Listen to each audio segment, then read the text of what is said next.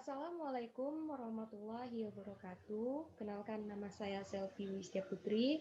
Saya dari mahasiswa Universitas Muhammadiyah Pontianak, Prodi Kesehatan Masyarakat. Nah, pada kali ini saya akan menyampaikan program komunikasi kesehatan pengembangan media Komkes. Pengembangan program komunikasi kesehatan dibagi menjadi 4, yakni analisa kebijakan komunikasi kesehatan apa yang sedang dijalankan dari pemerintah. Ada 2 kebijakan yang dijalankan pemerintah. Yang pertama itu kebijakan yang dijalankan pemerintah tentang kesehatan saat ini. Yang kedua, isu-isu kesehatan yang sedang bergulir di tingkat nasional maupun internasional. Kemudian ada analisa kelembagaan mana yang sejauh ini berperan aktif baik publik, privat, sektor maupun NGO kompetensi. Komitmen, pengaruh, cakupan garap atau jangkauan dan kontinuitas. Yang ketiga itu identifikasi sumber-sumber komunikasi mana yang paling aktif menjangkau audiens primer maupun sekunder. Yang keempat itu data collecting sebagai informasi dalam perumusan program komunikasi kesehatan. Metodologi penyusun program komunikasi kesehatan ada 5 tahap. Yang pertama yaitu assessment atau menjalankan pengkajian. Yang kedua itu plan atau perencanaan media apa saja untuk penyuluhan. Yang ketiga itu prepare material atau persiapan materi dan media biasa dalam bentuk SAP. Yang keempat itu implement atau intervensi. Dan yang kelima itu evaluate atau penilaian sedang mengkaji.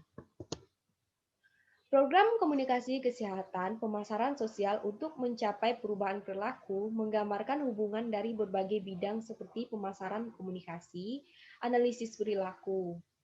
Beberapa tahap dalam komunikasi kesehatan. Yang pertama itu assessment atau pengkajian. Adalah langkah awal dari program komunikasi kesehatan.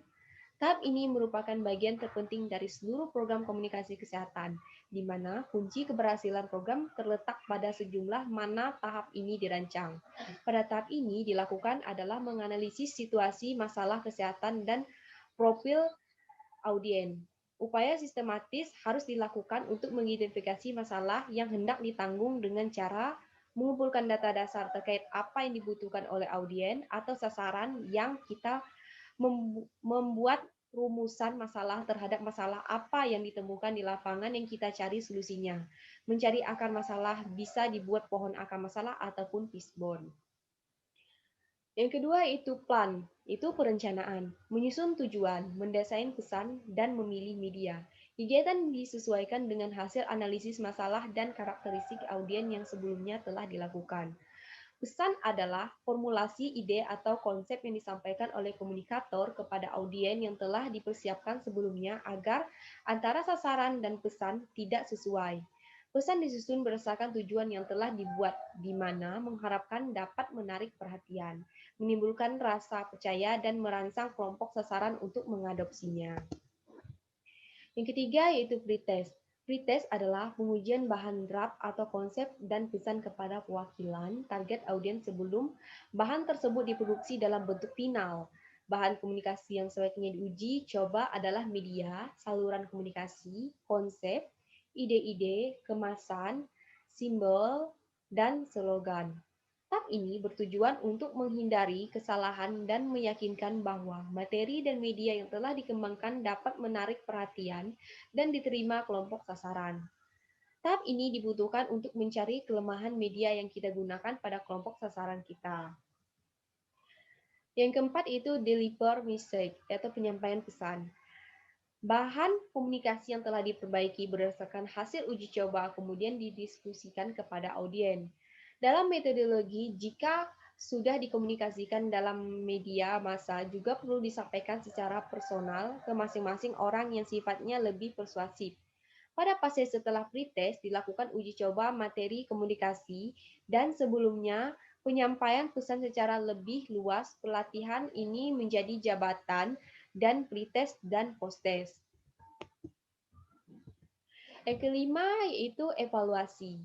Tahap terakhir dari program komunikasi kesehatan. Kegiatan mentoring merupakan kajian menyeluruh kegiatan supervisi serta pemanfaatan hasil temuan untuk meningkatkan implementasi program.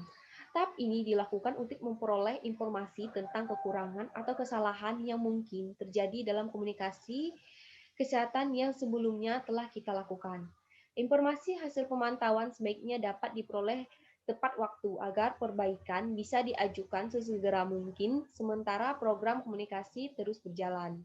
Komponen yang dipantau pada pelaksanaan mentoring adalah logistik, interim efek, perubahan perilaku, dan peningkatan status kesehatan. Untuk melihat peningkatan kesehatan perlu diawali dengan perubahan perilaku. Baiklah, sekian penyampaian dari saya. Mohon maaf jika ada kesalahan kata. Semoga bermanfaat. Assalamualaikum warahmatullahi wabarakatuh.